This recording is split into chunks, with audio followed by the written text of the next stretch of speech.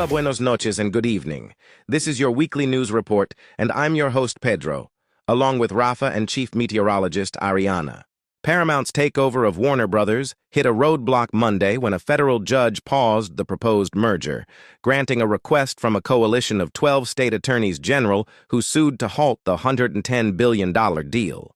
U.S. District Judge Araceli Martinez-Olguin of the Northern District of California issued a temporary restraining order barring Paramount from closing the transaction.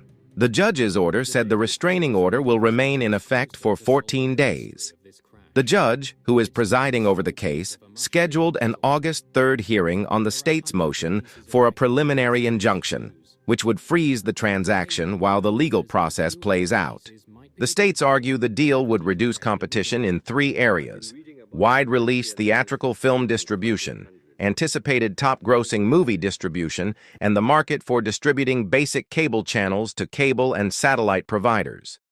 The company has already received regulatory clearance from the Justice Department, and it has touted similar approvals from other countries, including Australia and China.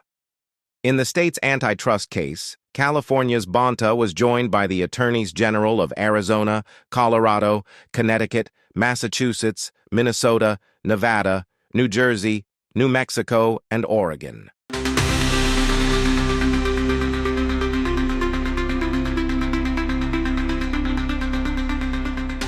A police officer fatally shot a man who was alleged to have pulled out a knife during a struggle as officers were looking into a report of someone checking vehicle doors Wednesday afternoon in Madison, Wisconsin. Police responded to the Marquette neighborhood about 1 p.m. after a report of someone checking parked cars. The person fled on a bicycle, but officers re-encountered him around 1:35 p.m. The police department included a photo showing a knife on the ground in a news release about the deadly encounter. A stun gun was used during the struggle, but that it was not effective, and that the officer who was injured by the knife was the officer who fired his gun. The shooting was not captured on body camera video, which the Madison Police Department does not widely use. The person who was killed was not identified at Wednesday's news conference. He was described as a man in his 30s. The police officer who fired was also not identified. All 4 officers at the scene will be placed on administrative leave, which is routine practice after a shooting involving police.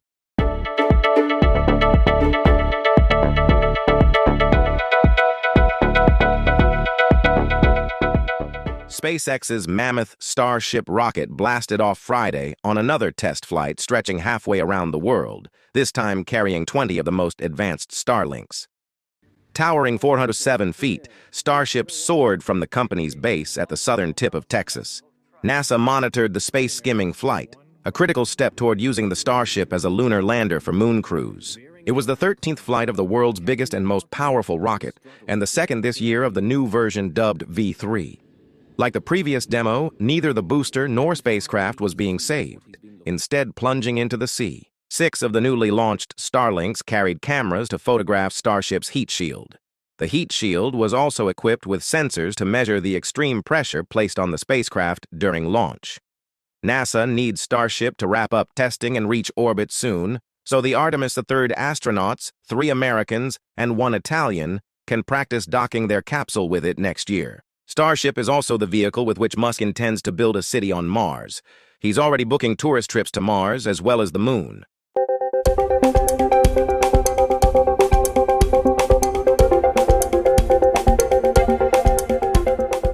Hello everyone, your Chief Meteorologist Ariana with a look at your weather forecast for the week ahead. The broad upper-level ridge will continue to dominate central southern U.S., while troughing continues over eastern U.S.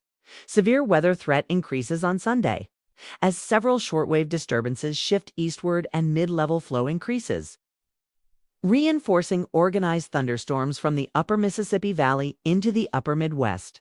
As the front moves into the eastward by late Sunday into Monday, showers and thunderstorms may develop along the boundary across portions of the Ohio Valley into the mid-Atlantic. The active monsoonal pattern will continue through the weekend across the southwestern deserts region. The deep tropical moisture circulating around the southern periphery of the ridge and instability will support scattered thunderstorms across the Four Corners into the Central Plains. Extreme heat will continue to make weather headlines across a large expanse of the country going into next week. Widespread upper 90s and low 100s are expected from Montana to the Dakotas, which is about 10 to 15 degrees above average. It will also be very hot and humid from Texas to the Gulf Coast states with highs ranging from 95 to 105 degrees on most days. It's some areas of extreme heat risk given the longevity of the heat and expected heat indices, exceeding 110 degrees at times. Elsewhere across the country, elevated monsoonal moisture will linger across the Four Corners region to start the period over the central and southern Rockies. Hurricane Fausto will continue to make its way towards the Hawaiian Islands through midweek as the hurricane is expected to weaken as it gets closer to Hawaii. Now here's a look at your 7-day forecast for the Phoenix, Arizona area.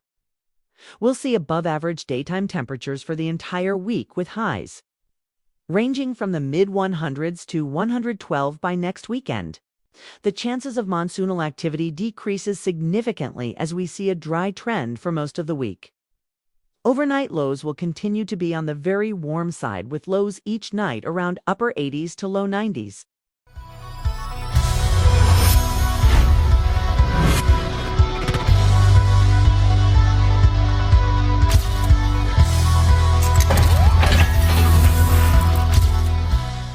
The Arizona Diamondbacks were in the nation's capital this weekend as they took on the Washington Nationals Saturday afternoon.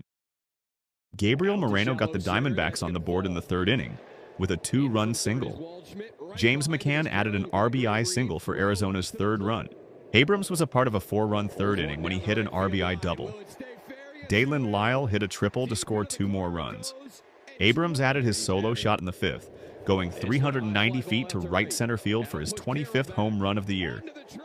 The Washington Nationals went on to beat the Diamondbacks 5-3 Saturday afternoon. They will close out the series with a Sunday afternoon game.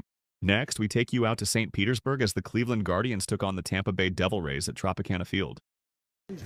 Junior Caminero hit an RBI double in the fifth to put Tampa Bay up 1-0 before Cedric Mullins extended the lead with a sacrifice fly. Hunter Fiducia added a sacrifice bunt in the sixth that scored Victor Mesa Jr. The Rays shut out the slumping Cleveland Guardians 3-0 on Saturday night. The Rays have the best record in the American League at 61-43 and lead the AL East by 2 games over the New York Yankees. That will do it for this week's weekly news report. As always, thank you for watching and have a great week. Como siempre, gracias por ver el video y que tengáis una buena semana.